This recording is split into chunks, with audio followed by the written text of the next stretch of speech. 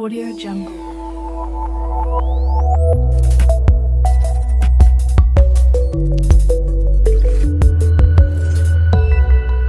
Audio Jungle.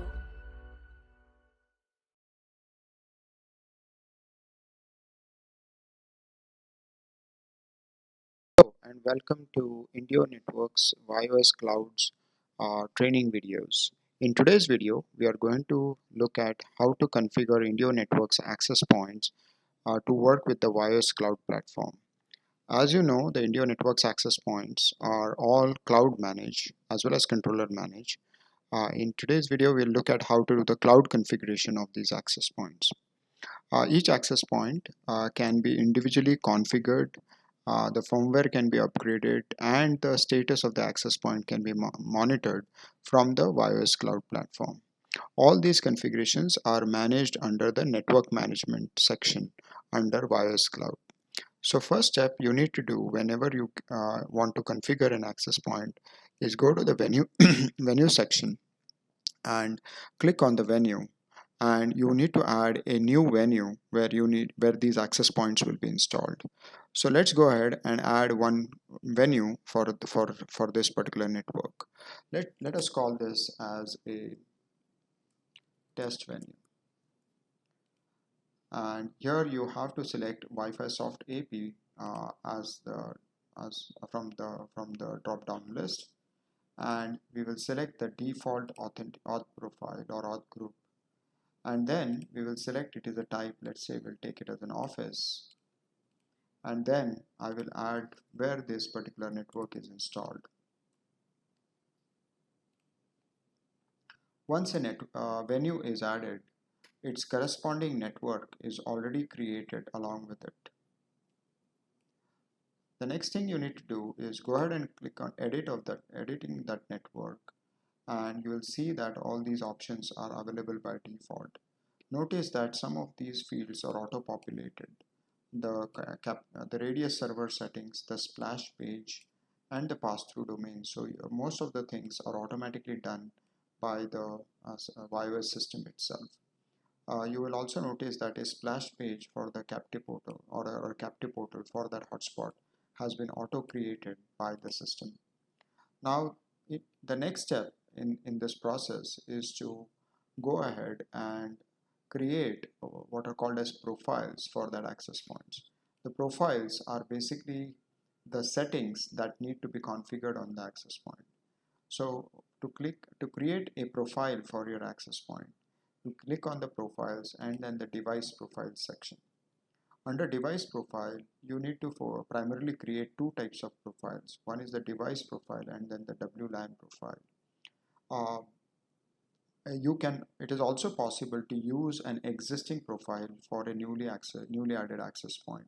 So it is not mandatory to create a profile for each and every access points that you add in the system. The whole idea of creating profiles is that you can reuse those profiles across multiple networks and multiple access points.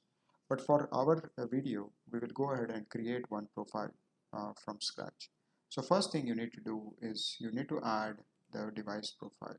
So we'll call it a test device profile, and we will call it authentication system will be Wi-Fi Soft AP, and we save this. A new profile gets inserted. Once a new device profile is created, you can go ahead and click on the settings option or the configure option to configure that profile. The few things that you need to configure correctly are the LAN operating mode. By default, the LAN operating mode is private LAN. If you want to run a captive portal on it, you have to change it to hotspot. The next thing you need to do, if you change it to hotspot, the LAN port of that particular AP will also function as a hotspot. If you want to use the LAN port of the AP as a private network, then you have to keep it as a private LAN. Then you have to select the radio settings. The radio settings will automatically select the country where your account is registered. And then you have to configure the radio settings for your profile. The radio 1 is the 2.4 gigahertz profile.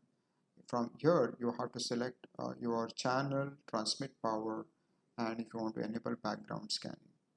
Similarly, for your 5 gigahertz channel, you have to select the bandwidth, which is the width of the channel, and you get 20 megahertz, 40 megahertz, or 80 megahertz for the 5 gigahertz band, and you can select the appropriate channel for your 5 gigahertz radio, and then select the transmit power based on the model that you are adding.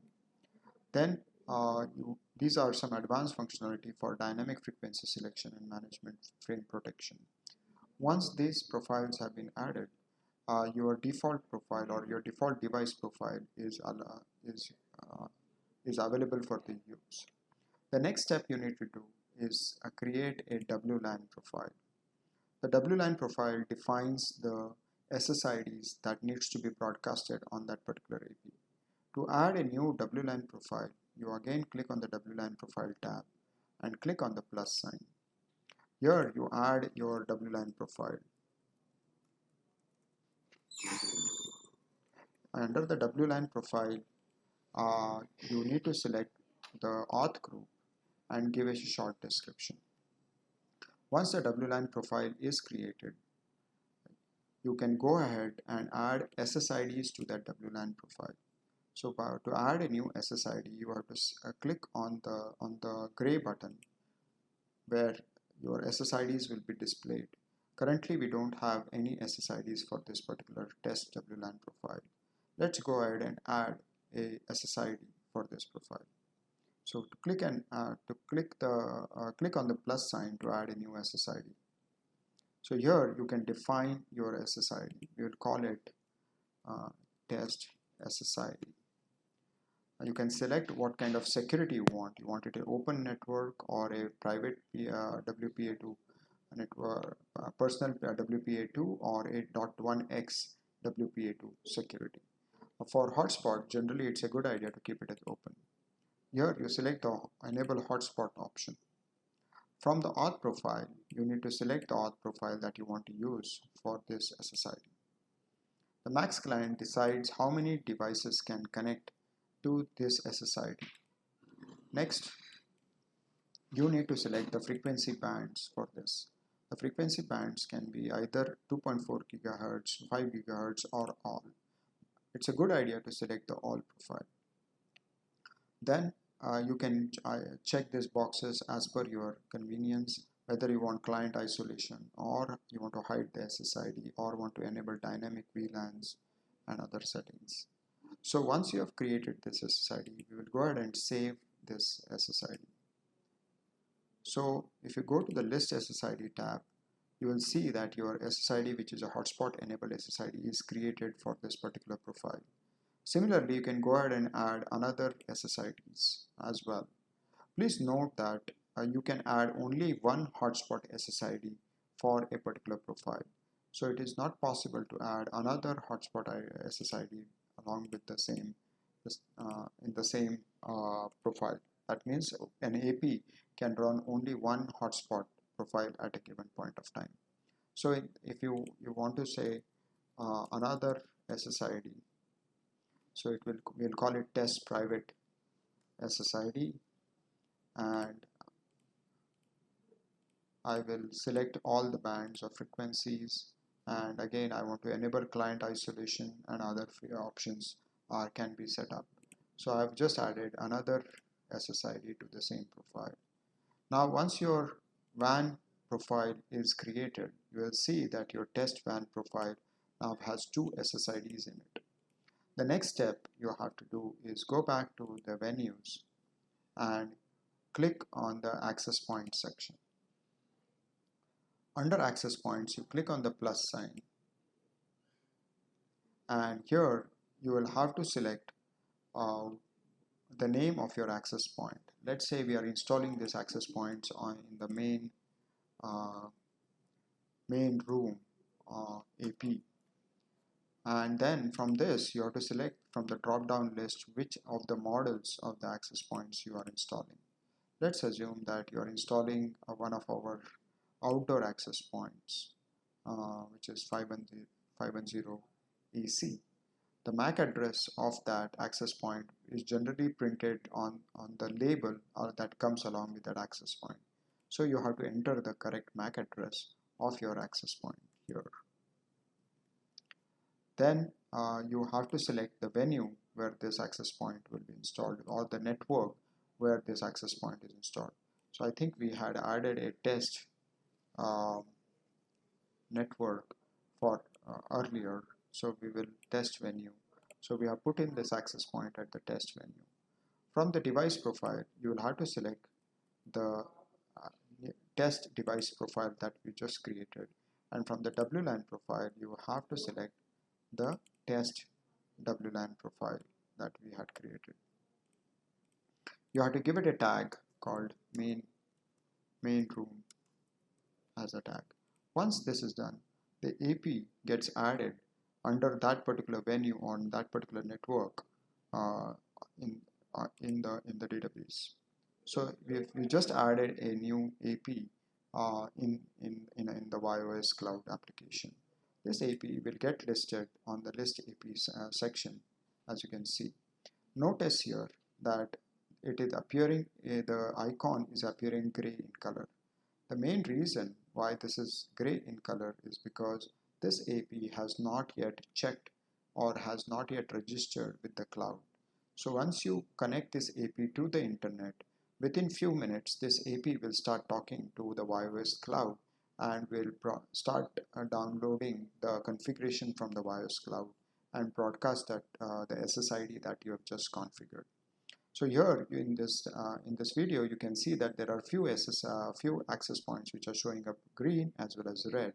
Green denotes that this access point is currently up and operational, and it is telling you the current statistics, the uptime, the IP address, the channels on which it is operating on, and many other such parameters. So our newly added AP, if it is a correct MAC address, then it will automatically get registered and will turn green within few minutes after adding this access point in the system. Here it also indicates, the bell icon indicates that this AP is not yet having the main firmware, or the firmware needs to be upgraded for this access point. Once your access point is up and operational, the next step is to make sure that you are running a captive portal for this access point. If you go here, you can find that this particular venue that you have selected already has a captive portal created, and this captive portal is this one by default. And then if you go under the network section and click on the profiles, then you will find that this particular location already, if you go to the network section and click on the particular test venue network, the captive portal has been already configured here by default. So you don't need to do any other settings. All the other settings for the captive portal and for the radius servers will automatically get populated for you. If your configuration is correct, your access point will start broadcasting the SSID that you just created, and if you connect to the hotspot SSID, you should get the captive portal which is shown here.